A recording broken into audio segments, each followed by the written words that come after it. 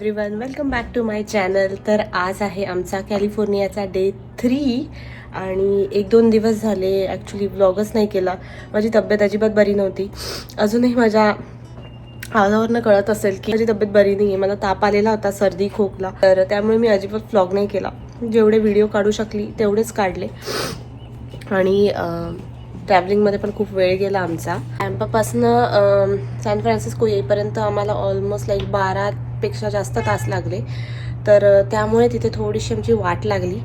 पण ठीक आहे, आम्ही आलो शेवटी. आणि तिथले आम्ही 12:30ला निघालेलो दुपारी आणि इथे आम्ही आलो रात्रीच्या 12:30ला. तर खूप आमची वाट लागली ॲक्च्युली.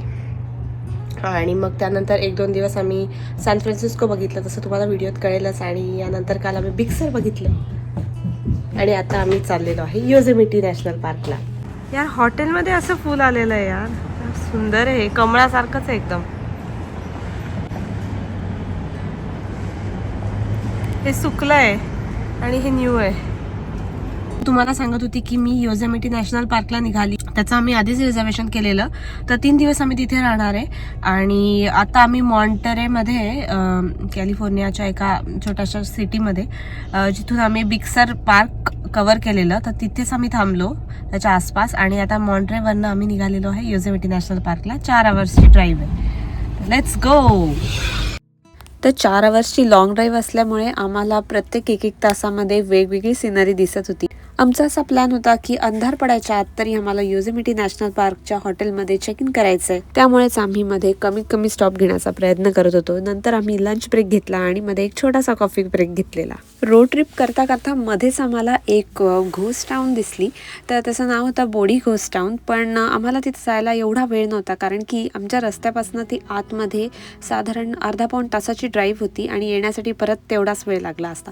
सो आम्ही स्किप केली. बट अदरवाईज तिथे गोल्ड मायनिंग व्हायचं 1800 मध्ये. आणि त्यानंतर ते सगळं बंद झाल्यामुळे तिथे त्याची घोस्ट टाउन तयार झालेली होती आणि US मधल्या लोकांनी ती छानपणे प्रिझर्व केली होती. नेक्स्ट टाइम कधी या भागात येणं झालं तर मला त्या घोस्ट टाउनला व्हिजिट करायला नक्की आवडणार आहे.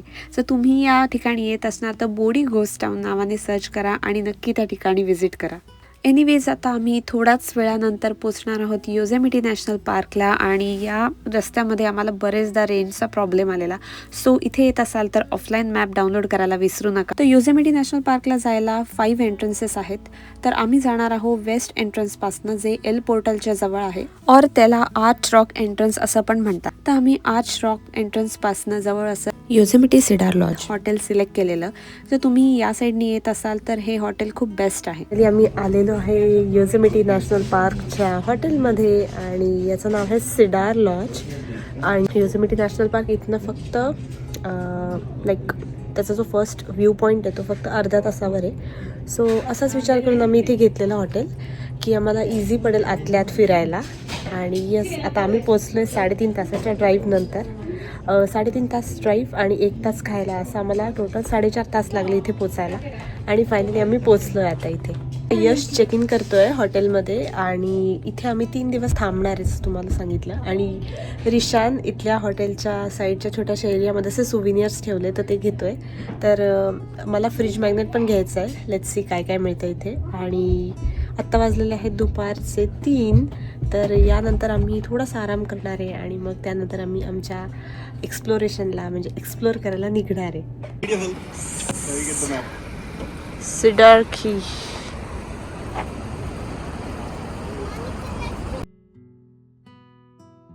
असं फुल जुना वाईब आहे ना. सोफा, AC, ओ किचन पण इथे, TV, little dining table, fridge. Good. Wow यार, गुड. ही रूमच आहे वेगळी, ही बेडरूम आहे. गुड. 2 क्वीन बेड, मस्त. ड्रॉवर, AC, एक अजून एक TV, हा मिरर है ना. आणि इकडनं पार्किंग एरिया.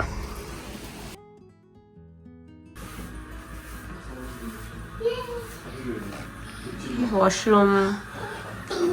आता आम्ही रूममध्ये आलेलो आहे आणि इथे सगळं आहे, किचन आहे वगैरे, फ्रीज आहे, नंतर सेपरेट बाथरूम आहे. म्हणजे हे असा 1 BHK फ्लॅटसारखंच आहे हे हॉटेल ॲक्च्युली. पण नेमकं यावेळेस आम्ही खायला जास्त काही आणलं नाही, कारण की दरवेळेस कसं होतं, मी खायला आणते काही आणि मग म्हणजे कुक करण्यातच सगळा वेळ जातो. तर यावेळेस आम्हाला तसं नाही करायचं आहे, कारण की आम्हाला भरपूर पॉईंट कवर करायचे आहेत, बघायचे आहेत. आणि आमच्याकडे 3च दिवस आहे. आणि 3 काय, आता तर तसे 2च दिवस आहेत, कारण की ऑलरेडी आता 3 वाजलेले दुपारचे. आणि आय थिंक 1 तासाने वगैरे 4-4:30च्या आसपास आम्ही घरातनं निघू बघायला इथे काय काय वगैरे. तशी मी आयटनरी आधीच प्लॅन केलेली आहे, सो एवढा वेळ नाही लागणार.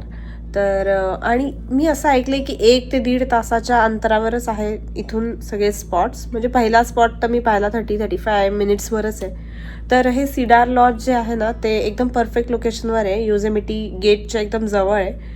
तर काही लोक थोडेसे लांब राहतात, कारण की इथे एक थोडंसं छोटंसं शहर आहे योसेमिटीपासनं साधारण 1 ते 1.5 तासावर. तर तिथे पण एकदम चीप म्हणजे स्वस्त असे हॉटेल्स किंवा लॉज होते. बट आम्हाला त्या ट्रॅव्हलिंगमध्ये वेळ घालवायचा नव्हता, तर त्यामुळे आम्ही थोडंसं योसेमिटीच्या गेटच्या जवळ हॉटेल घेतलं. तर पण इथे खायला वगैरे आय डोंट थिंक सगळे ऑप्शन आहे, तर बघायचं आता कसं करायचं वगैरे. आणि मग जसं जसं आम्ही बाहेर जाऊ तसं तसं तुम्हाला मी सगळं दाखवेल. आणि व्हिडिओज तर मी काढेलच, तर येस तुम्हाला सगळं दाखवेल मी व्हिडिओ थ्रू. तर भेटूया जेव्हा आम्ही निघतो तेव्हा. हॅलो गाईज, सो फायनली हाच दिवस आलेला आहे. आम्ही निघालेलो आहे योसेमिटी नॅशनल पार्कला आणि हॉटेल आमचं खूपच जवळ आहे याच्या एंट्रन्सपासनं. तर आम्ही संध्याकाळी स्टार्ट केलेलं आहे, कारण की तुम्हाला माहितीच आहे दिवसभरापासून आम्ही ट्रॅव्हलिंगच करत होतो. नंतर आम्ही हॉटेल चेक इन केलो, तर आत्ता आम्ही आलेलो आहे एंट्रन्सला. आणि योसेमिटी नॅशनल पार्कला एंट्रीसाठी तुम्हाला ॲडव्हान्समध्ये याचं बुकिंग करावं लागतं. तर आम्ही 1 महिना आधीच याचं बुकिंग करून ठेवलं होतं. आज आम्हाला 1 ते 2 व्ह्यू पॉईंट्स कवर करायचे होते. तर तुम्ही बघू शकता हा जो रस्ता आहे तो पूर्णपणे पाण्याच्या साईडने आहे आणि जे डोंगर तुम्हाला दिसत आहेत ते ग्रॅनाइट्सचे डोंगर आहेत. तर इथल्या नॅशनल पार्कमध्ये तुम्हाला बरेचसे ग्रॅनाइट्सचे डोंगर दिसतील. त्यापैकी एल कॅपिटन आणि हाफ डोम हे इथले फेमस स्पॉट्स आहेत. काही स्पॉट्सला इथे हाईकची पण गरज असते. पार्कमध्ये एंट्री केल्याच 10 मिनिटाच्या आतच आम्हाला हा एक ब्युटिफुल स्पॉट दिसला. तर पटकन आम्ही कार पार्क करून या व्ह्यूचा आनंद घेतला आणि शांतपणे वेळ घालवला तिथे. तर तुम्ही बघू शकता इतकं सुंदर आणि स्वच्छ पाणी आहे, प्लस मोठे डोंगर तुम्हाला दिसत आहेत. सो याहून जास्त भारी व्ह्यू काय असू शकतो. योसेमिटी नॅशनल पार्क हे जगातल्या सगळ्यात सुंदर आणि मोठ्या अशा नॅशनल पार्कपैकी एक आहे. याची खास ओळख म्हणजे इथल्या उंच ग्रॅनाइटच्या भिंती, नंतर इथले मोठे वॉटरफॉल आणि ग्रीन असलेली सिकोया झाडं. I don't know, me Sikoa हे मे बी रॉंग प्रोनाऊन्स करत असेल, बट येस, हे जे उंच झाडं आहेत त्यांना इथे सिकोआ ट्रीज म्हणतात आणि त्याचं पण एक वेगळं नॅशनल पार्क इथे आहे. तर चला आता एक्सप्लोअर करूया इथला आमचा फर्स्ट व्ह्यू पॉईंट, जो म्हणजे ब्रायडल वेल फॉल. आणि इथे तुम्हाला हायकिंगची गरज नाही, सो आम्ही जस्ट कार पार्क केली आणि हा व्ह्यू बघितला. तुम्हाला व्हिडिओमध्ये दिसतच असेल इथे मस्त रेनबो फॉर्म झालेला आहे. तर ही जी वेळ होती ती संध्याकाळची वेळ होती आणि सनसेट होणार होता, तर तेव्हा आम्हाला इतकं ब्युटिफुल दृश्य पाहायला मिळालं. ब्रायडल वेल फॉल हा योसेमिटी नॅशनल पार्कमधला एक प्रसिद्ध आणि ब्युटिफुल धबधब्यांपैकी एक आहे. अराउंड 620 फीटवरनं पडणारा हा धबधबा वर्षभर वाहत असतो. या वॉटरफॉलची खासियत म्हणजे पाण्यावर जेव्हा वारा आदळतो तेव्हा पाण्याचे थेंब धुक्यासारखे हवेत उडून जातात आणि सनलाईटमध्ये हे धुके चमकत असल्यामुळे ब्राईडने म्हणजेच नवरीने एखादी ओढणी ओढल्यासारखा हात दिसतो, म्हणून याचं नाव ब्रायडल वेल वॉटरफॉल असं पडलेलं आहे. यानंतर आम्ही इथल्या सगळ्यात फेमस अशा पॉईंटला आलो होतो, त्याचं नाव आहे टनल व्ह्यू. तर इथे उभं राहिल्यावर तुम्हाला एकाच फ्रेममध्ये एल कॅपिटन, हाफ डोम आणि ब्रायडल वेल फॉल्स हे तिन्ही पण दृश्य बघायला मिळतात. आणि हा जो व्ह्यू तुम्ही बघताय तर तो तुम्हाला इथल्या फ्रीज मॅग्नेट्समध्ये मोस्टली बघायला मिळेल.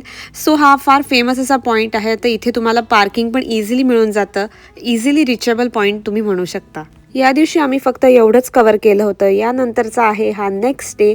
तर तुम्ही बघू शकता योसेमिटी नॅशनल पार्कचा जो बोर्ड आहे तिथे आम्ही काही फोटोज काढले आणि हा जो रॉक आहे तिथनं तुम्हाला एंट्री करावी लागते. योसेमिटी नॅशनल पार्कमध्ये आम्ही 3 दिवसासाठी आलो होतो. कालचा 1 दिवस, आजचा 1 दिवस. तर आज आम्हाला जास्तीत जास्त पॉईंट्स कव्हर करायचे होते. या नॅशनल पार्कमध्ये आतल्यात जास्त फिरायला वेळ लागत नाही. मला असं वाटतं इथे खूप जास्त हायकिंगचे पॉईंट्स आहेत. आम्हाला 1-2 हाईक करायच्या होत्या पण नाही जमल्या. तर एनिवेज तुम्ही माझ्या मागे बघू शकता एवढे ह्यूज असे ग्रॅनाइट्सचे डोंगर आहेत. आमच्या साईडच्या एका डोंगरावर एक माणूस रॉक क्लाइम्बिंग करत होता आणि सरप्राइझिंगली इतक्या आत असूनही आम्हाला तिथे एक ग्रोसरी स्टोअर मिळालेला आणि तिथे आम्हाला इंडियन भाज्या मिळालेल्या, म्हणजे फ्रोझन व्हेजिटेबल्स मिळालेल्या आणि आम्ही राईस वगैरे घेऊन घेतलेला. सो आमचं जेवायचं काम खरंच झालेलं आणि एग्स वगैरे पण आम्ही घेतलेले. सो आम्हाला एकदम इझिली जेवायला मिळालं. आलेलो आहे आम्ही योसेमिटी व्हॅलीमध्ये आणि खूप मस्त आहे, खूप ब्युटिफुल आहे सगळं. तुम्हाला दाखवते कसं आहे हे. हा पॉईंट तर खरं आम्ही स्किप करणार होतो, पण जाता जाता आम्हाला तिथे पार्किंग स्पॉट मिळाला तर आम्ही ठरवलं की इथे यायचं. तुम्ही बघू शकता की डोंगरांचं रिफ्लेक्शन दिसतंय आणि साईडने हा वॉटरफॉल पण दिसतोय. तर या नॅशनल पार्कमध्ये ना तुम्ही कुठेही जा, तुम्हाला छान असे ग्रॅनाइटचे डोंगर आणि पाणी याचं दोघांचं कॉम्बिनेशन मिळेल. बाय द वे आम्ही इथे लंच करायचं ठरवलेलं. घरनंच आम्ही सँडविचेस पॅक करून आणलेले. जसं काल तुम्हाला सांगितलं आम्ही ग्रोसरी शॉपिंग केलेली, तर आम्ही आज सँडविचेस बनवून आणले होते आणि आम्ही निवांत जेवण केलं.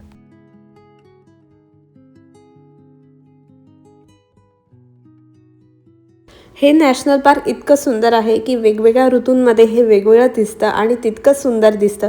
फॉलमध्ये पण तुम्ही इथे येऊ शकता, कारण की फॉलमध्ये पण इथे खूप छान असा नजारा दिसतो. इथले जे ट्रीज आहेत ते सगळे येलो होतात. सो जस्ट इमॅजिन किती छान दिसत असेल हे. तर पटापट लंच फिनिश करून आम्ही आमच्या नेक्स्ट डेस्टिनेशनकडे जायला निघालेलो होतो, ते म्हणजे लोअर योसेमिटी फॉल्स. लकीली आम्हाला या नॅशनल पार्कमध्ये एकदाही पाऊस लागला नाही, त्यामुळे आम्हाला मस्त सनलाईटमध्ये सगळं दृश्य बघायला मिळालं. तर आता नेक्स्ट पॉईंटला जाण्यापूर्वी परत एकदा तुम्ही बघून घ्या योसेमिटी व्हॅलीचा full view left to right.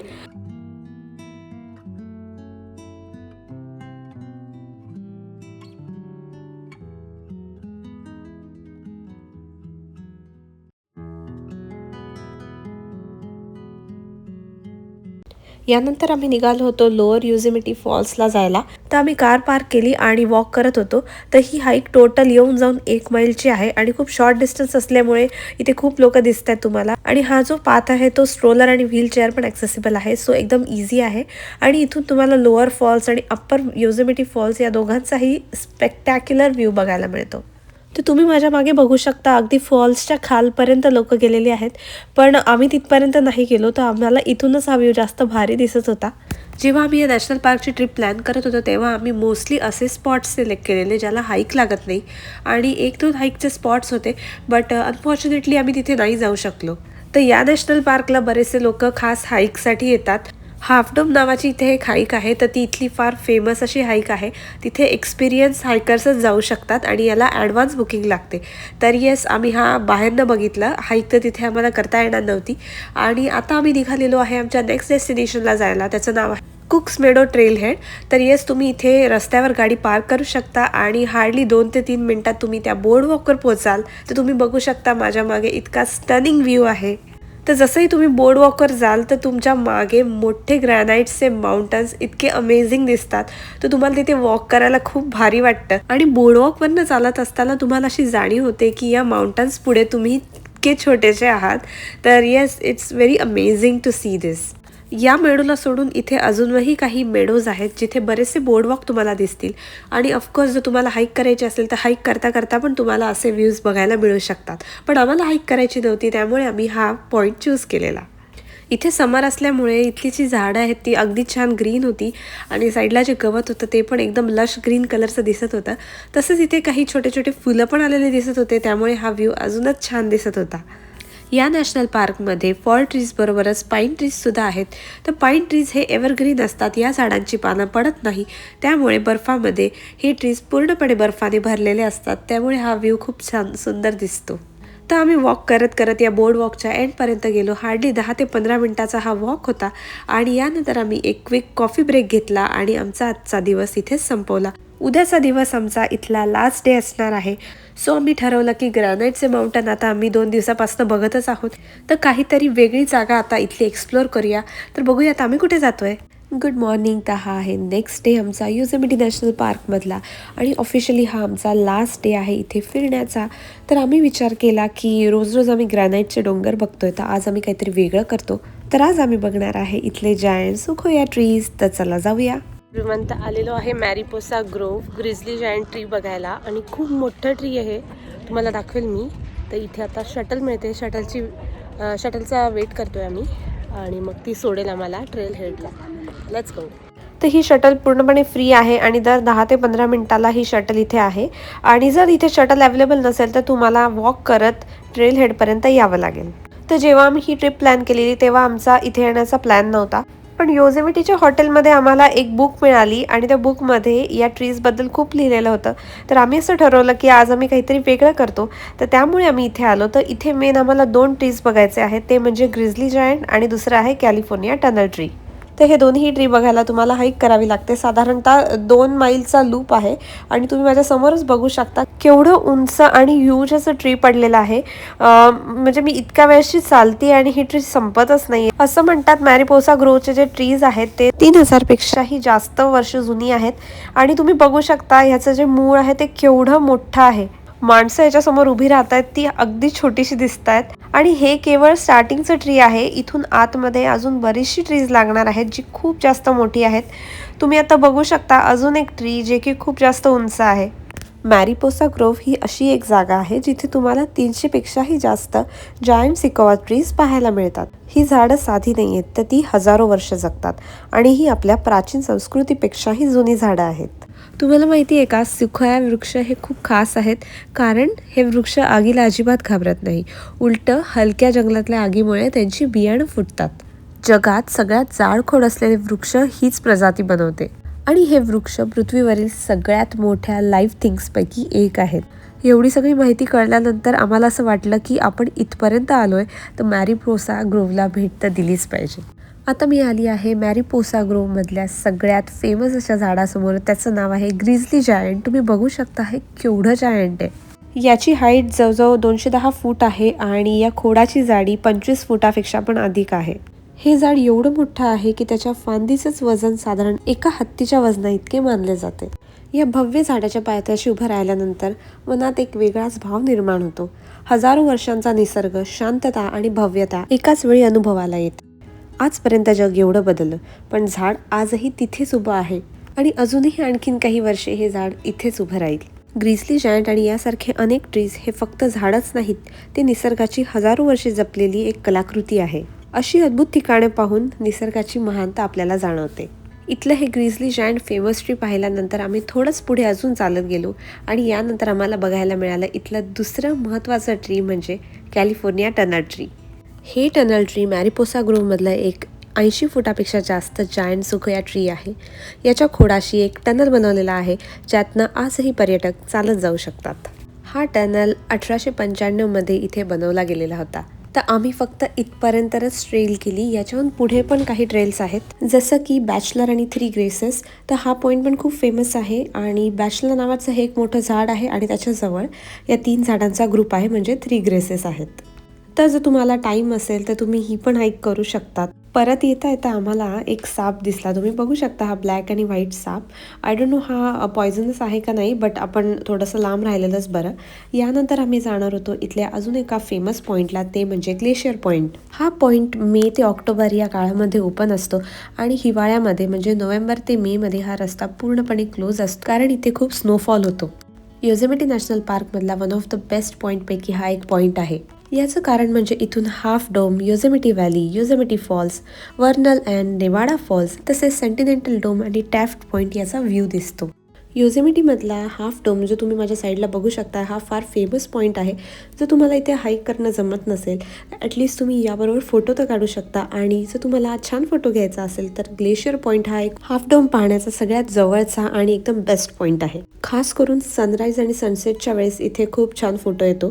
तर आम्हीच इथे 10 ते 15 मिनटं टाईम स्पेंड केला, थोडंसं फिरलो आसपास. बाय द वे जर तुम्हाला इथे ट्रेल्स करायची इच्छा असेल तर इथे 4 माईल नावाची ट्रेल आहे, पॅनोरमा ट्रेल आहे आणि इथे बऱ्याच काही ट्रेल्स आहेत. आजच्या दिवसात आम्ही हे 2 पॉईंट्स कव्हर केले. यानंतर आम्ही घरी गेलो. नेक्स्ट डेला आम्ही हॉटेलमध्ये चेकआउट केलं आणि आमच्या नेक्स्ट डेस्टिनेशनकडे जायला निघालो होतो. आणि ऑफकोर्स रस्ता तर ब्युटिफुल होताच, तुम्हाला दिसतच असेल व्हिडिओमध्ये. आणि जाता जाता आम्हाला अजून एक पॉईंट लागला, त्याचं नाव होतं ओमस्टेड पॉईंट. हा पॉईंट तियोगा रोड हायवे 120वर आहे. इथून पण तुम्हाला हाफ डोमचा व्ह्यू दिसतो, बट हा साईडने दिसतो आणि इथून टेनाया कॅनियन दिसते आणि टेनाया लेक पण दिसते. हा पॉईंट म्हणजे ग्लेशियल जिओग्राफीचं एक जिवंत एक्झाम्पल आहे.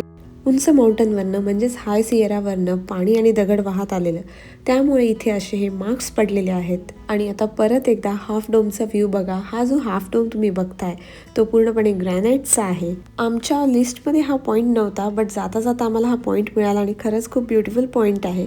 तुम्ही बघू शकता हे जे झाड आहे ते आहे बोन्साय लाईक पाईन ट्री. तर इथे या ग्रॅनाइट दगडांवर अशी छोटी पाईन ट्रीज वाढतात आणि एक्स्ट्रीम वेदरमध्ये पण ती इथे जगू शकतात. आणि तुम्ही बघताय समोर हे ब्ल्यू पाणी ते आहे टेनाया लेकचं. आम्हाला सापडली टियोगा पास करताना, है ना. लेट्स गो टू टेनाया लेक. तर ही आहे टियोगा पास रोडवर. या लेकचं पाणी खूप जास्त क्लिअर आहे. तुम्ही बघू शकता इथे खालची दगड पण दिसत आहेत. आणि खूप इम्पॉर्टंट पॉईंट म्हणजे ही लेक स्टार्टिंग पॉईंटला खूप जास्त शॅलो आहे. तर तुम्ही इथे खेळू शकता, एन्जॉय करू शकता. लॉंग विकेंड असला तरी या लेकवर खूप कमी गर्दी होती. ते आम्हाला खूप आवडलं. निवांत बसण्यासाठी आणि छोटीशी पिकनिक करण्यासाठी ही लेक एकदम परफेक्ट आहे. टियोगा पास रोड हा फक्त समरमध्ये ओपन असतो, तर विंटरमध्ये ही लेक पूर्णपणे फ्रीज होत असावी आणि खूप ब्युटिफुल दिसत असेल. हजारो वर्षांपूर्वी माउंटन्समध्ये बर्फाचे खूप जाड थर तयार झालेले आणि हळूहळू हा स्नो दाबला जाऊन याच्या रिव्हर्स म्हणजेच ग्लेशियर्स तयार झालेल्या आणि त्यांच्यामुळे हा लेक तयार झालेला आहे. माउंटन्स असल्यामुळे इथे बऱ्याचशा हायकिंग ट्रेल्स आहेत आणि इथे बेअर्स म्हणजेच अस्वलं पण येऊ शकतात. इथे आम्ही जवळजवळ 1 तास घालवला आणि रिशाने ते खूप जास्त खेळला पाण्यामध्ये वगैरे. आणि जाता जाता आम्हाला हे 2 पॉईंट मिळाले, सो आम्ही खूप खुश होतो. इथे समर असल्यामुळे इथे काही लोक स्विमिंग करत होते, काही कयाकिंग पॅडल बोर्डिंग पण करत होते. माउंटन्स असल्यामुळे इथे बरीचशी वाईल्ड लाईफ आहे, जसे की चिपमंक्स, डिअर, बर्ड्स आणि ब्लॅक बेअर्स इथे आहेत. काही लोक इथे कॅम्पिंगला येतात. इथे अजिबात पोल्युशन नाही आहे, त्यामुळे इथे स्टारगेझिंग पण करता येतं. टेनाया लेकचे वातावरणच असे आहे ना की तुम्ही इथे नुसते बसून जरी राहिले ना तरी तुमचा दिवस खूप छान जाईल. नेचर लवर्ससाठी हा पॉईंट एक परफेक्ट लोकेशन आहे. इथे एवढं शांत आणि निवांत वाटत होतं, असं वाटत होतं की अजून 1 दिवस इथे एक्सटेंड करावा. पण ऑफकोर्स आम्हाला नेक्स्ट डेस्टिनेशनला पण पोहोचायचं होतं आणि प्रवास बराच लांबचा होता, सो आम्हाला इथून निघावं लागलं. तर असा होता माझा योसेमिटी नॅशनल पार्कचा ट्रॅव्हल व्लॉग. मला असं वाटतं कधी कधी काही ठिकाणं फक्त पाहायची नसतात, तर ती अनुभवायची असतात आणि आम्ही तेच केलं. अजूनही काही ट्रॅव्हल व्लॉग्स येणार आहेत, सो स्टे ट्यून. आणि जर हा व्हिडिओ आवडला असेल तर माझ्या व्हिडिओला लाईक करा, शेअर करा, चॅनलला सबस्क्राईब करा. भेटू नेक्स्ट व्हिडिओमध्ये. बाय.